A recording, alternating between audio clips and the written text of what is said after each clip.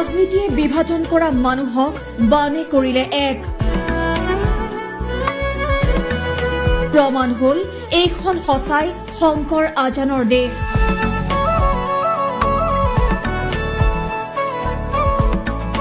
পাঞ্জাবৰ শিখে আহি চাফা কৰিলে অসমীয়াৰ নামঘৰ। মছজিদত বন্যাৰ্ত হিন্দুক আশ্ৰয় মুছলমানৰ। বনাক্ৰান্তৰ মুখত এমুকুৰা হাঁহি দিবলৈ উজনিলৈ ৰাওনা কিন্নৰ সমাজো।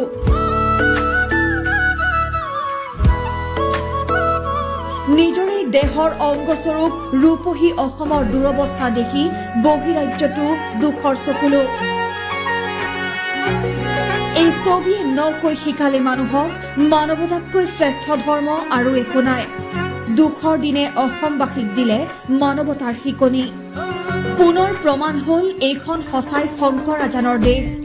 ৰাজনীতিয়ে বিভাজিত কৰা শংকৰ আজানক পুনৰ এক কৰিলে অসমীয়াই। উজনি অসমৰ প্ৰলয়ৰ মাজতে এক হল হিন্দু মুছলমান, অসমীয়া অনা অসমীয়া মিয়া। উজনিৰ বিভিন্ন জিলাত মহাপ্ৰলয় লৈ অহা বানে সকলোৰে সপোন থান বান কৰিলে যদিও ধ্বংসাত্মক বানে মানুহক শিকনি দিলে জীৱনৰ। অসমীয়া সমাজ জীৱনত যে নাই কোনো উচ্চ নিচ জাত, নাই ধৰ্ম ভাষা অনুভূতিৰ ব্যৱধান। অসমত সকলো অবিচ্ছেদ্য, অবিভক্ত, সকলোৰে তেজ ৰঙা। অসমৰ দুৰ্দশা দেখি ৰাজ্যত এতিয়া ভিৰ অন্যভাষী লোকৰো। পাঞ্জাব, মহাৰাষ্ট্ৰ, উত্তৰ প্ৰদেশ, দিল্লী, মুম্বাই আদি বিভিন্ন ঠাইৰ পৰা অসমলৈ গৈছে সাহায্যৰ সোঁত। দেশৰ জনপ্ৰিয় ছবি তাৰকাৰ পৰা ইনফ্লুৱেঞ্চাৰ, ইউটিউবাৰ, কণ্টেণ্ট ক্ৰিয়েটৰ আদি সকলোৱে উজনি অসমৰ বন্যাৰ্তৰ বাবে পাৰ্যমানে কৰিছে সহায়।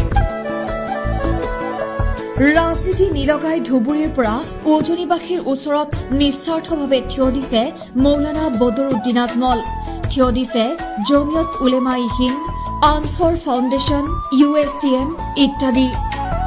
এইবোৰ দেখি শুনি এতিয়া এটা কথাই প্ৰতীয়মান হৈছে যে ৰাজনীতিকৰ প্ৰৰোচনাত অসমত নচলে বিভেদ, ধৰ্মৰ নামত অযথা চিঞৰ বাখৰ। সমাজৰ এই বিষবাষ্প ধুই চাফা কৰিলে বলিয়া বানে। মলিনতা আঁতৰাই বানে ধুই থৈ গল মানুহৰ মন। আঁতৰাই থৈ গল চকুৰ পৰা সাম্প্ৰদায়িকতাৰ পৰ্দা। এতিয়া সকলো জাৰি জোকাৰি সকলোৰে সহযোগিতাত নতুনকৈ আৰম্ভ কৰক উজনিবাসীয়ে। উজনিবাসীয়ে পোৱা জীৱনৰ ভয়ংকৰ পাঠৰ পৰা শিকক সমগ্ৰ অসমবাসীয়ে।